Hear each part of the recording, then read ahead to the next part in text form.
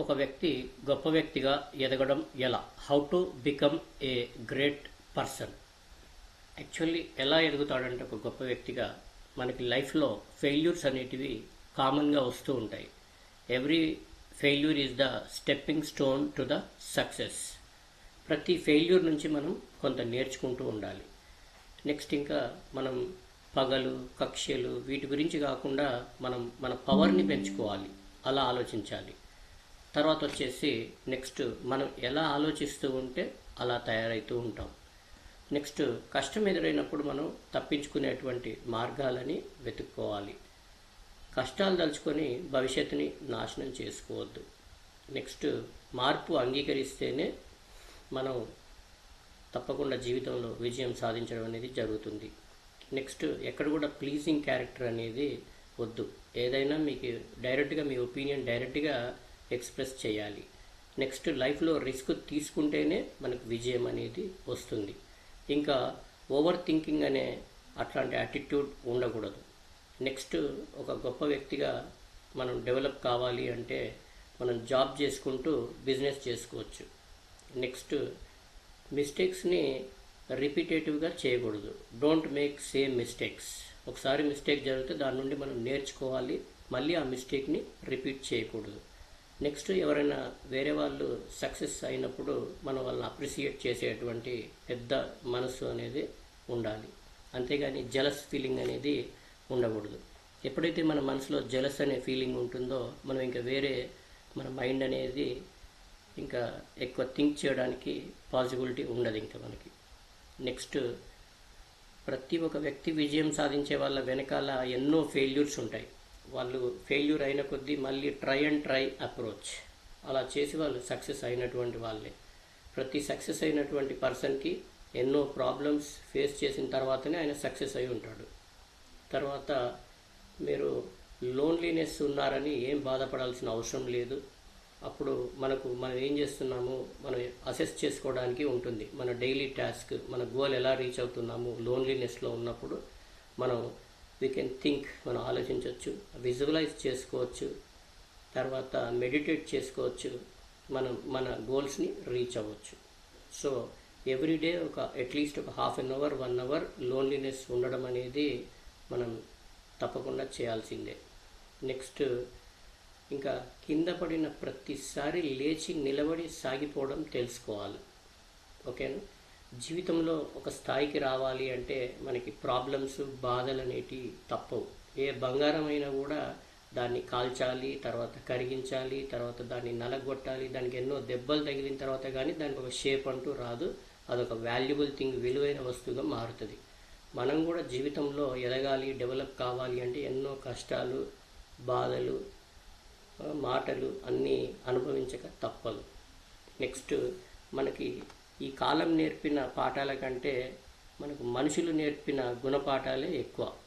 అట్లాంటి ఎక్స్పీరియన్సెస్ నుండి మనం తెలుసుకోవాలి అన్ని విషయాలు. ఒక్కసారి నువ్వు కింద పడి చూడు, ఎత్తడానికి పైకెత్తడానికి నీకు హెల్ప్ చేయడానికి ఎవ్వరు కూడా రారు.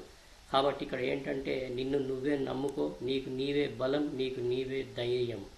ఓకే, మనం ఇంకా గొప్పగా ఎదగాలంటే సొసైటీలో అనవసరమైన విషయాల్ని ఆలోచించద్దు. కంట్రోల్లో లేనటువంటి విషయాల గురించి ఎక్కువ ఆలోచించాల్సిన అవసరం లేదు. ఓకేనా? ఇంకా మనం విలువ లేనటువంటి వాళ్ళతోటి వాదించద్దు, వాళ్ళకి స్పందించద్దు. వాళ్ళతో వాదించి వాళ్ళకు స్పందించినట్టయితే వాళ్ళ విలువ మనం పెంచినట్టే అవుతుంది. మనం ఇంకా మారనటువంటి మనుషులతో ఆర్గ్యుమెంట్ చేయకూడదు. వాళ్ళకు నీతులు చెప్పడం దండగా మన టైం వేస్ట్. ఇంకా నువ్వు గొప్ప వ్యక్తిగా ఎదగాలంటే సోమరిగా ఉండద్దు. సోమరిగా ఉంటే నిన్ను ఇతరులు వాళ్ళ సక్సెస్కి వాడుకుంటారు. ఓకేనా? సో కష్టాలు లేని జీవితం ఎవరికి ఉండద్దు. ఐడియల్గా సోమరిగా ఉండద్దు. నెక్స్ట్ ఇంకా నువ్వు ప్రేమించే అటువంటి వాళ్ళ దగ్గర ఒదిగి ఉండొచ్చు, కానీ నిన్ను ద్వేషించే వాళ్ళ దగ్గర నువ్వు ఒదిగి ఉండాల్సిన అవసరం లేదు. నిన్ను ద్వేషించే వాళ్ళ దగ్గర ఎదిగి చూపించాలి. వాళ్ళతో అనవసరమైన వాదన కూడా మనకి అవసరం లేదు. ఈరోజు నీది కాకపోవచ్చు ఈరోజు, కానీ రేపు నీదేనన్న నమ్మకంతో ఉండాలి. నీ నమ్మకమే నీకు ఒక బలం, ఒక ధైర్యం. పరిస్థితులు ఎలా ఉన్నా పడిపోననే పట్టుదల ఉండాలి, ధైర్యం ఉండాలి. సెల్ఫ్ కాన్ఫిడెన్స్ ఉండాలి, సెల్ఫ్ రెస్పెక్ట్ ఉండాలి. సెల్ఫ్ కాన్ఫిడెన్స్ ఉంటే అది మనకి విజయాన్ని తీసుకొస్తుంది. గతంలో ఇంకా ఎవరైనా మనల్ని విమర్శించి దూరమైనటువంటి వాళ్ళకి భవిష్యత్తులో మనల్ని దూరం నుండి చూసేటువంటి అవకాశం మాత్రమే కల్పించాలి. మనల్ని విమర్శించేటువంటి వాళ్ళకి మనం సమాధానం చెప్పాల్సిన అవసరం లేదు. మనమేంటో మనకు తెలుసు. మన ఆత్మసాక్షికి మనం అంటే ఏంటో తెలుసు. ఏ సమస్య వచ్చినా నీ అంతరాత్మని, నీ మనస్సాక్షిని అడిగి చూడు, అదే చెప్తుంది. ఏ మనిషికి మన సమస్యల గురించి చెప్పొద్దు. వాళ్ళు విన్నట్టు చేస్తారు, కానీ చులకనగా చూస్తారు. తర్వాత వేరే వాళ్ళ దగ్గర నవ్వుతూ ఉంటారు. మన సమస్యలు విన్నట్టుగా నటిస్తారు, కానీ మన సమస్యలు వాళ్ళకి నవ్వే విధంగా ఉంటాయి. తర్వాత విలువ లేని మనుషులకు విలువ ఇవ్వకు, వాళ్ళు నీ విలువే తగ్గిస్తూ ఉంటారు. అనవసరంగా నీ సమస్యలు, నీ కుటుంబ సమస్యలు కానీ, నీ గురించి కానీ ఏ ఇతర విషయాలు ఎవరితో చెప్పాల్సిన అవసరం లేదు. ఏ సమస్య వచ్చినా నీ మనస్సాక్షిని, నీ అంతరాత్మను అడుగు. నీకు తెలుసు నీ బలం ఏంటో, నీ ధైర్యం ఏంటో, నీ కాన్ఫిడెన్స్ ఏంటో నీకు తెలుసు. నువ్వు చేయగలుగుతావా లేదా, తప్పేంటి ఒప్పేంటి, అన్ని విషయాలు నీకు తెలుసు. ఓకేనా? నెక్స్ట్, అన్నీ ఉన్నప్పుడు నీతో ఉన్న వాళ్ళను గుర్తుపెట్టుకో. ఏమీ లేనప్పుడు నీతో ఉన్న వాళ్ళను గుండెల్లో పెట్టుకో. నెక్స్ట్, డబ్బు దగ్గర మనకు మనుషుల యొక్క నిజస్వరూపం ఏంటో తెలుస్తుంది. కాబట్టి జాగ్రత్తగా మనం సొసైటీలో ఉండాలి. కష్టాలు వచ్చేది నిన్ను బలంగా మార్చడానికే. ఓకేనా? ఎవరు రారు. నీకు నువ్వే ధైర్యం తెచ్చుకోవాలి. నీకు నువ్వే ధైర్యంతో ముందుకెళ్ళి సక్సెస్ అవ్వాలి. ఏ కష్టాన్నైనా కూడా ఇష్టంగా మార్చుకుంటే తప్పకుండా సక్సెస్ అయిపోతావు.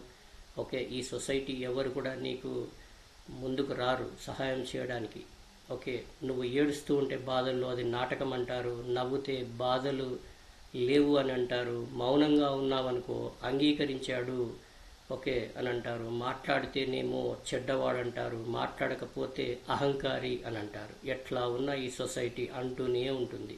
ఈ సొసైటీ గురించి అస్సలు మనం పట్టించుకోవాల్సిన అవసరం లేదు. నిన్ను నువ్వే పట్టించుకోవడం తెలుసుకో. ఎంత డల్ అయితే అంత స్ట్రాంగ్గా ఉండడం తెలుసుకో. సెల్ఫ్ రెస్పెక్ట్, అది ఆత్మాభిమానం అంటారు, అది కాపాడడం తెలుసుకో. ఎవరి దగ్గర దిగజారాల్సిన అవసరం లేదు. ఎవరు నీకు ధైర్యం చెప్పాల్సిన అవసరం లేదు. నిన్ను నువ్వే మోటివేట్ చేసుకోవాలి. నీ ఎమోషన్స్ని నీవే కంట్రోల్ చేసుకోవాలి. ఎక్కువ నువ్వు ఎవరినైనా నమ్మావంటే మోసపోతావు. ఎక్కువ ఆలోచించినట్టయితే అలసిపోతావు. ఎక్కువ విలువ ఇచ్చినట్టయితే గౌరవాన్ని కోల్పోతావు. ఎక్కువ ప్రశ్నిస్తే శత్రువు అయిపోతావు నువ్వు. ఓకే? సో నీ జీవితాన్ని చూసి నీ శత్రువు కన్నీళ్లు పెట్టాలి.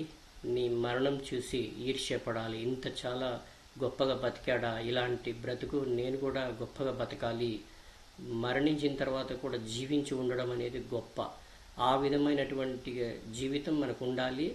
అది ఇతరులు, మన శత్రువులు కూడా చూసి ఈర్ష్యపడేటువంటి జీవన విధానం మనకు ఉండాలి. కర్మ అనేది రిటర్న్స్. కాబట్టి ఎవడైనా మనకు చెడు చేసినా, ఏది చేసినా కూడా అది వాళ్ళకు రిటర్న్ వస్తుంది. వెయిట్ చేయాలి. వాళ్ళకి మన విజయంతో మనం ఏంటో సాధించి చూపించాలి. ఈ సొసైటీలో ఎక్కువ ఈగోయిస్టిక్గా ఉండకు. ఓకే? ఎక్కడ ఎలా తగ్గాలో, ఎక్కడ నెగ్గాలో ఆ విధంగా ఉంటేనే మనం సక్సెస్ అవుతాం. మనం మూర్ఖులను ఈ సొసైటీలో ఎలా గుర్తించి ఎదగాలి అంటే, వాళ్ళు అవసరానికి నీతులు చెప్తూ ఉంటారు. మన అవసరం వచ్చిందంటే లెక్కలు మాట్లాడుతూ ఉంటారు. ఓకే? సో మూర్ఖులు, శత్రువుల దగ్గర సలాం కొట్టే స్థాయికి నువ్వు ఎదగాలి. అనవసరమైన కంట్రోల్ లేని వాటిని గురించి ఎక్కువ ఆలోచించద్దు. ఎలా ఉండాలి నీ సక్సెస్, నువ్వు ఒక గొప్ప వ్యక్తిగా ఎలా ఎదగాలి అంటే, నీ విజయాన్ని, నీ విక్టరీని, నీ విజయం ఎలా ఉండాలి అంటే, నిన్ను పాయింట్అవుట్ చేసే వాడిని, నిన్ను విమర్శించే వాళ్ళని నీ అపాయింట్మెంట్ కోసం ఎదురు చూసేలా నువ్వు తయారవ్వాలి. ఈ సొసైటీ నీ సమస్యల గురించి ఆలోచించదు. కానీ నువ్వు హ్యాపీగా ఉన్నావంటే, సంతోషంగా ఉన్నావంటే, ఎందుకు సంతోషంగా ఉన్నాడని ఆలోచించేటువంటి రోజులు ఇవి. ఎవరో 10% మంచి వాళ్ళు ఉంటారు, కానీ 90% ఈ సొసైటీలో చాలా జాగ్రత్తగా ఉండాలి. సో మనం ఈ సొసైటీలో జ్ఞానం ఉన్నోడితో వాదిస్తే ఓడిపోయినా కూడా ఆ వాదనలో మనకి నాలెడ్జ్ అనేది తెలివి వస్తుంది. అదే అజ్ఞానితో ఓకే, మూర్ఖులతో వాదిస్తే మన విజ్ఞత కోల్పోతాం, మనకంటూ ఒక గుర్తింపు కూడా ఉండదు, మన విలువ దిగజారిపోతుంది మూర్ఖులతో వాదిస్తే. అర్థం చేసుకునే వాళ్ళ దగ్గర తగ్గొచ్చు, కానీ అర్థం చేసుకునే దగ్గర దిగజారి వాటితో వాదించకు. ఏదైనా ఉన్న దాంట్లో ఇతరులకు సహాయం చేయి, ఓటమికి కుంగిపోవద్దు. ఓకే, నెక్స్ట్ ఆ ఓటమి నుంచి గుణపాఠం నేర్చుకొని విజయం సాధించాలి.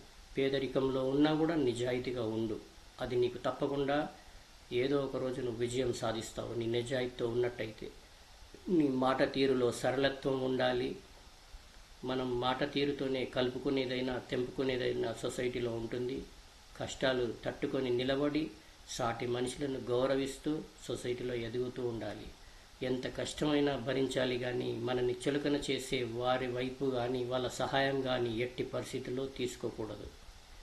నెక్స్ట్, మన కంట్రోల్లో లేనటువంటి ఈ సొసైటీ గురించి, మనీ గురించి కానీ ఓవర్ థింకింగ్ వద్దు. పాస్ట్ ఎక్స్పీరియన్స్ గురించి కూడా ఎక్కువ ఆలోచించకు. ఓకే, గతం గురించి ఆలోచించకు. ప్రస్తుతంలో ఉండి నీ భవిష్యత్తుని అందంగా తీర్చిదిద్దుకో. గ్రోత్ మైండ్ సెట్ ఉండాలి నీకు. ఓకే, డైలీ అసెస్ చేసుకోవాలి. నీ టార్గెట్, నీ గోల్ ఎలా రీచ్ అవుతున్నావో ప్లానింగ్ చేసుకొని స్ట్రాటజీతో ముందుకు వెళ్ళాలి. నీ వర్క్లో mastery over your work, then you will become a great person in the society. Thank you for watching this video.